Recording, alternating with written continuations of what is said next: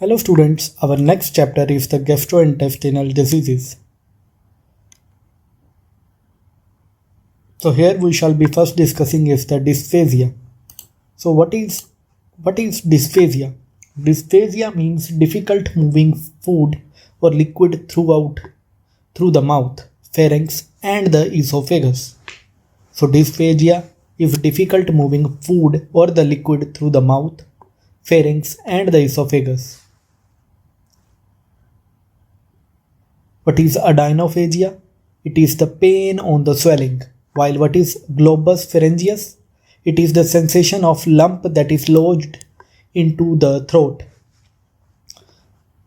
with swallowing that is unaffected. So the dysphagia refer to the difficulty or discomfort in the swallowing. So it can occur at any stage of swelling process from the mouth to the stomach. So what are the causes of dysphagia? Dysphagia can be caused by neurological diseases like stroke, Parkinson's disease, multiple sclerosis, or the structural problems like tumors, inflammation in the esophagus. So let us discuss the causes of dysphagia. The first is the anatomical causes of dysphagia. Anatomical causes of dysphagia refers that there is any physical abnormality or any structural problems that will interfere with the normal swallowing process. The cause can include number one is the esophageal strictures. So what are that? There is the narrowing of esophagus due to the scar tissue or other causes. So that is esophageal stricture, or any tumor abnormal growth can block the esophagus or compress it from outside. Other condition is achalasia. What is achalasia? It is a disorder in which the muscle of the esophagus that do not relax properly, so that make it difficult for food to pass through. Other condition is the GERD, a condition in which stomach acid flow back into the esophagus that can cause inflammation and irritation. Other is Zenker diverticulum. What is Zenker diverticulum? It is a pouch that develops in the esophagus which can trap food and cause difficulty in swallowing. What is Zenker diverticulum? It is also known as pharyngoesophageal diverticulum. It is a pouch that develops in the upper part of the esophagus, just above the sphincter that separates the esophagus from the stomach. This condition is seen in the older adults and is more common in men than the women. The cause of diverticulum that could be related to weakness or the malfunction of the muscle in the area of esophagus and pharynx. As a result, the food and liquid they can collect in the pouch. So that can cause discomfort or regurgitation and difficulty in the swallowing. So the symptoms will include difficulty in swallowing, sensation of food that is getting stuck into the throat. So according to the Harrison 19th edition, this table represents the causes of the dysphagia that could be due to the structural defect. Now the dysphagia is of two types. One is oropharyngeal dysphagia and other is the esophageal dysphagia. So what is oropharyngeal dysplasia? It is type of swelling disorder that occurs when there is problem with the muscles and nerves that are involved in swellings, specifically those in the mouth and throat region, that is the oropharynx. So it is also known as high dysphagia. The oropharyngeal dysphagia is high dysphagia, and the esophageal dysphagia is the low dysplasia. So what is esophageal dysplasia? So it refers to difficulty in the swelling from the structures or the functional problems with the esophagus that connects the throat to the stomach. A history can give a proper diagnosis in 80% of the patients. Patient coming with the difficulty with only the solid foods that will give a idea that he is suffering from mechanical dysphagia. And if the difficulty lies with the both solid and liquid, that is an early sign of motor dysphagia. So if you see a hoarseness in the voice, that may be related to the larynx. That is the primary disease, that can be due to the neuromuscular disorder. So the mechanical dysphagia, they can be evaluated by barium swallow.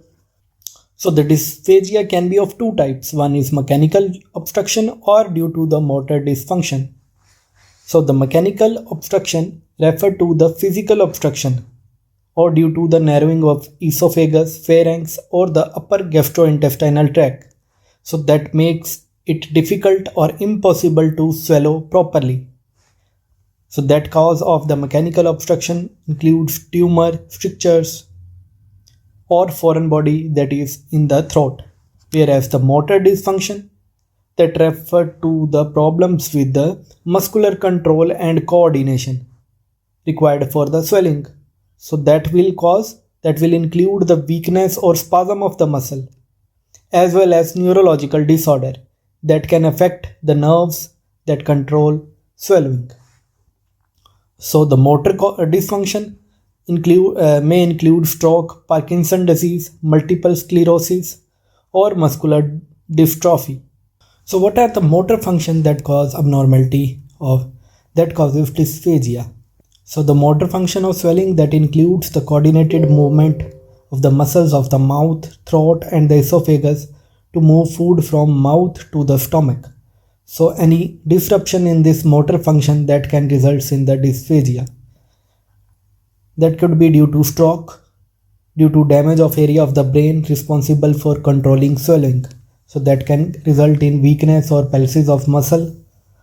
Second is Parkinson disease. It is a progressive neurological disorder that can affect muscle of mouth and throat that can lead to swallowing. Multiple sclerosis. It is a neurological condition that can damage to nerves that control the muscle of throat, resulting in dysphagia. Myasthenia gravis, it is an autoimmune disorder that will affect the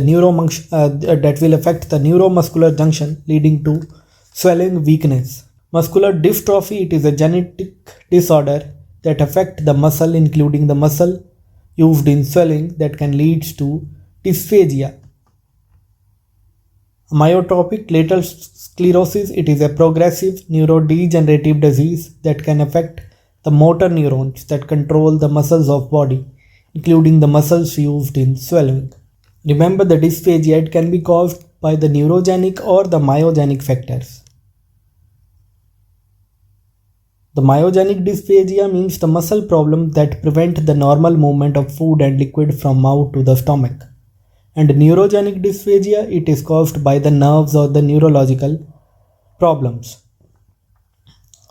The neurogenic dysphagia can be due to stroke, Parkinson disease, multiple sclerosis, cerebral palsy, traumatic brain injury, and the myogenic dysphagia is due to the muscles.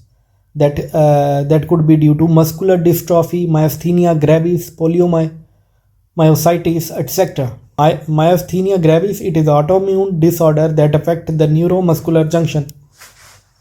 Whereas poliomyositis, it is an inflammatory myopathy that causes inflammation and weakness, including the muscles that are used in swelling.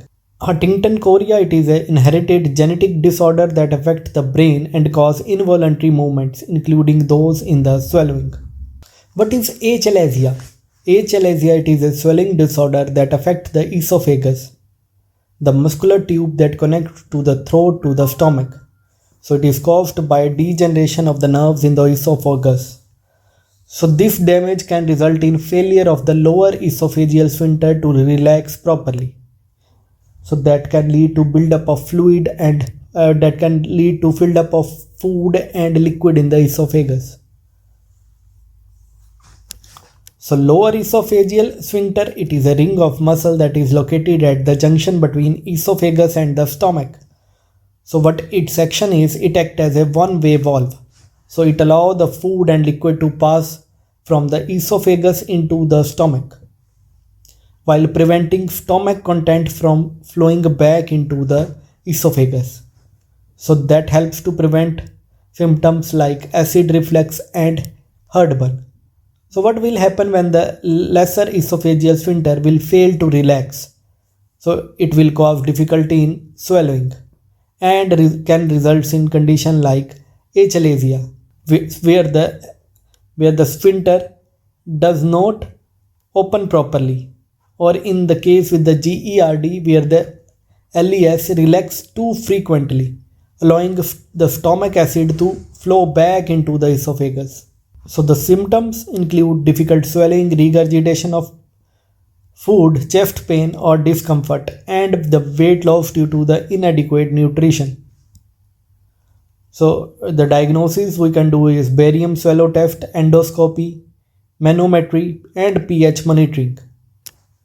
And the treatment is the lifestyle modification such as eating slowly and avoiding certain foods, medication to relax the muscle involved in the swelling, or surgery can be done to enlarge the opening of the sphincter or remove a portion of esophagus.